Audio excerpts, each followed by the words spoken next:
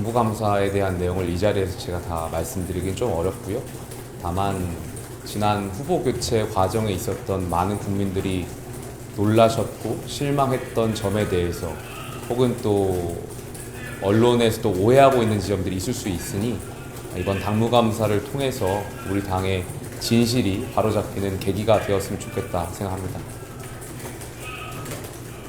오늘 송원석 의원이 원내대표 출마했는데 그 당무감사에 대해서 상처가 안 올 때까지는 잘 보호하고 놔둬야 한다 이렇게 부정적 입장을 내셨거든요. 그럼 어떻게 보실까요? 지금부터 당무감사에 대한 부분은 당무감사위원회에서 아마 자체 판단을 할 것 같습니다. 이 당무감사라는 것이 주는 여러 가지 부정적인 영향들이 있다 보니까 당내 의원분들이라든지 아니면 원외위원장분들께서도 이런 부분을 좀 기피하거나 통합하는 측면에서 하지 않았으면 좋겠다라는 생각을 갖고 계신 분들도 있을 겁니다. 다만 제가 처음에 당무감사를 고민하게 되었던 배경에는 후보 교체 과정의 전반적인 부분에 대해서 많은 국민들과 당원분들께 오해가 없도록 진실을 규명하는 것이 매우 중요하다라고 생각해서 요청하게 됐었던 것이고요. 그 과정에서 어떤 징계를 예상하거나 염두에 두고 하진 않았다는 점을 분명히 밝히고 싶습니다.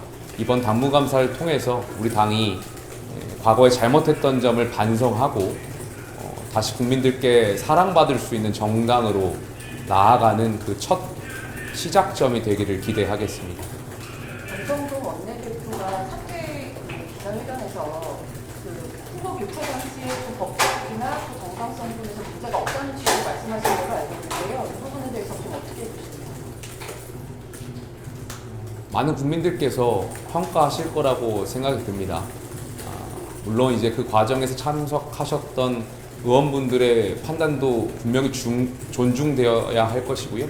또 국민들께서 이 부분에 대해서 우려를 갖고 계셨던 부분에 대해서도 감사를 통해서 진실이 또 오해가 있었던 것은 풀릴 수 있지 않을까 기대하고 있습니다. 권성동 원내대표 퇴임 자체는 좀 어떻게 보셨나요? 권성동 원내대표께서 그동안 수고하셨다라는 말씀 꼭 드리고 싶고요.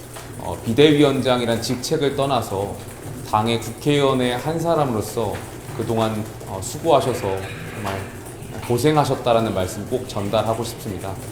권성동 원내대표는 계엄이라는 정말 극단적이고 잘못된 선택 이후에 우리 당의 원내 사령탑을 맡으시면서 탄핵이라는 아픔을 겪을 때까지 탄핵 찬성 측, 탄핵 반대 측의 양측으로부터의 비난과 비판들도 있었지만 그럼에도 불구하고 그 과정에서 균형을 잡기 위해서 노력하셨던 분으로 기억합니다.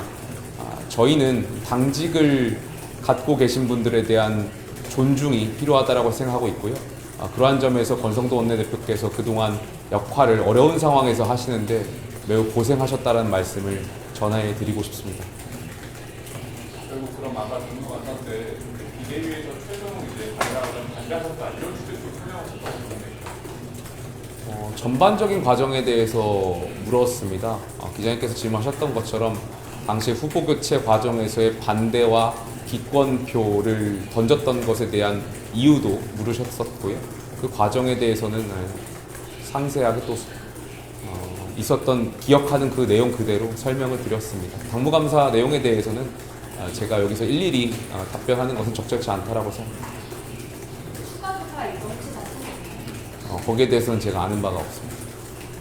또 오늘 재선 의원들이 요청을 열어달라고 다시 요구를 하시긴 했는데 그 요청에 대해서 좀 하실 말씀 없으신지? 제가 제기했던 개혁안에 대해서 당내에 다양한 의견들이 있고요. 시간이 가면 갈수록 당내에 많은 의원들이 동의를 해주고 계신다라고 저는 개인적으로 느끼고 있습니다. 물론 그 과정에서 의원총회 과정에서 이 개혁안을 다루면서 때로는 갈등이 있을 수도 있고 이견이 있을 수도 있다라고 생각이 듭니다. 그러나 민주주의라는 것이 대화와 설득을 통해서 서로의 다른 생각을 좁혀나가는 것이 굉장히 중요하다라고 생각이 들고요. 지금 같은 상황에서 의원총회가 그러한 역할을 할 수 있는 중요한 장일 텐데 그러한 장이 열리지 못하는 것에 대해서는 안타깝게 생각합니다. 지금이라도 의원총회를 열어서 당내에 많은 의원들과의 의견을 좁힐 수 있는 계기가 있었으면 좋겠습니다.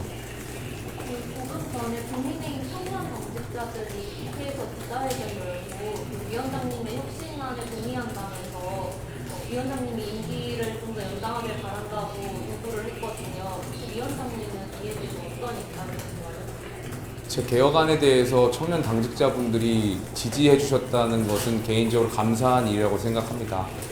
기자님들께서도 아마 오늘 오후에 저희 당에 대한 MBS 여론조사를 보셨겠지만 저희가 정말 국민들께 죄송스럽게도 23% 정도의 정당 지지율을 받았습니다. 저희 당이 나아가야 할 길은 명확하다라고 생각합니다. 개혁하고 변화하고 과거의 잘못을 반성하고 변화하는 그 길이 국민들께 사랑받고 또 향후에 대한정당으로서의 역할을 할 수 있는 길이라고 생각합니다. 여기까지 하겠습니다. 마지막으로 예. 하나는 이 개혁안 추진하는 거에 대해서 당내 분열을 오히려 부추긴다라는 그런 시각도 있잖아요. 그 부분에 대해서는 어떻게 생각하세요? 저희가 과거의 잘못을 반성하는 길에 분열이라는 이름으로 도망쳐서는 안 된다라고 생각합니다. 많은 국민들께서 이번 대선 과정에서 약 41%의 유권자분들이 저희를 지지해 주셨는데 저는 그 유권자분들이 저희 국민의힘과 김문수 후보를 지지하게 된 그 배경에는 국민의힘이 변화할 수 있다라는 그 희망이 있었기 때문에 지지해 주셨다라고 생각이 듭니다.